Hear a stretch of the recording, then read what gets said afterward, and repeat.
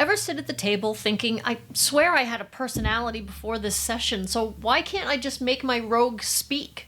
If the fear of sounding silly at your gaming table keeps you stuck on mute, stick around.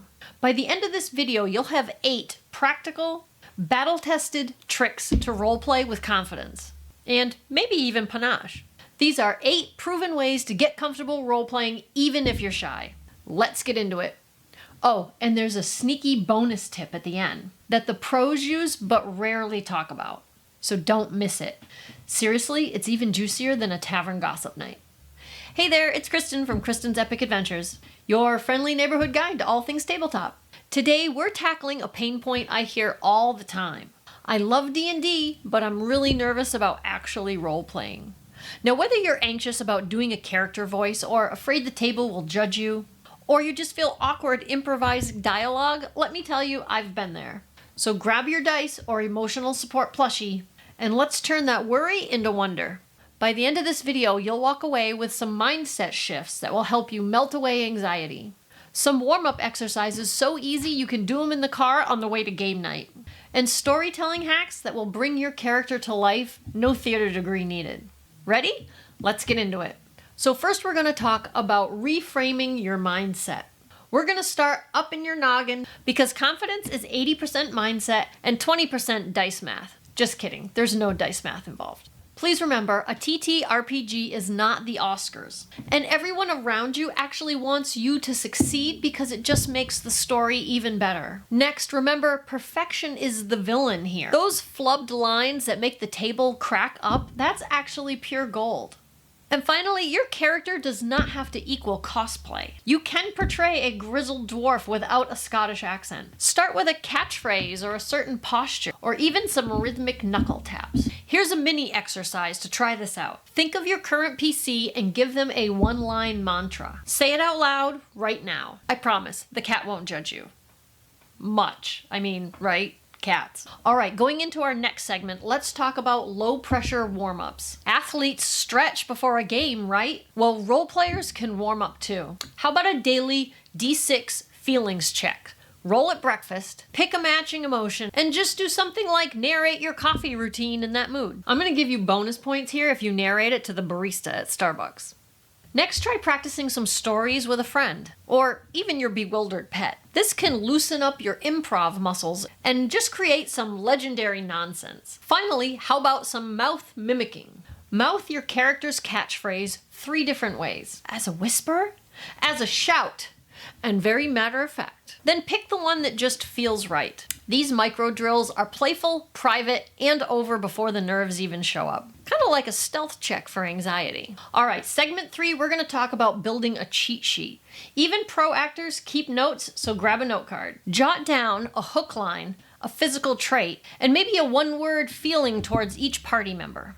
These will help you remember in the moment. These are super helpful, and if you freeze in the moment, you can always just ask another character a question. Keep this by your dice so you're never scrambling to find it. Think of it as your spell book for social interaction.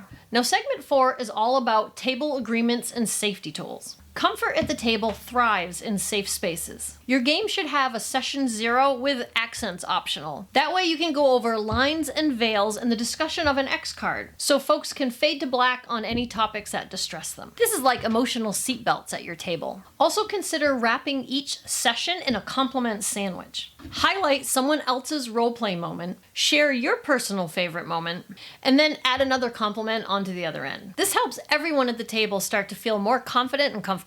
All this positive reinforcement is just like XP for your confidence. All right, segment 5 is the gradual exposure level up. Remember, you don't sprint an entire marathon. You jog, you walk if you have to, maybe even crawl, but you definitely just keep going. So how do we gradually level up our comfort? Maybe start off with some thought bubbles. Consider narrating your inner thoughts in the third person. For online games, you can consider typing out your thoughts and then just reading them aloud. You can also ask for some solo scenes with the DM if you'd like. Fewer eyes on you often does mean fewer butterflies. Finally, see if you can commit to adding one new flourish each session. Today, maybe it's a subtle accent, and by tomorrow, it might be a dramatic stand-up speech. All these little small bites will eventually equal big gains. All right, next we're going to talk about props, music, and environment to soothe the nerves. Physical cues features have been shown to hack the brain really fast and can have the ability to really calm your nervous system. Consider a fidget token if you need one to really help keep you anchored to your character. A playlist of theme music for the session will also really set the vibe and keep everybody in the right mindset. Even just a $10 LED candle can teleport the room into that live play tavern. Now for segment 7, let's talk about some online-only comfort hacks. Looking at yourself on your own webcam can add all sorts of layers of weird. Turn off the self view so you don't see yourself on the screen.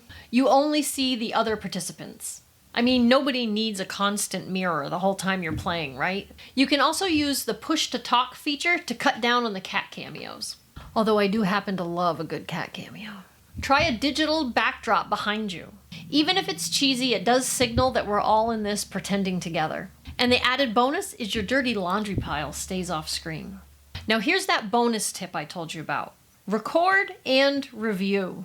Record one session and then listen back to it at 1.5 speed. You'll discover that you sound way better than you thought. And you may notice some tiny little ticks that you can definitely tweak for next time. Doing this, most people find that they improve 30% by the next session. And that's cheaper than any magic item in the handbook.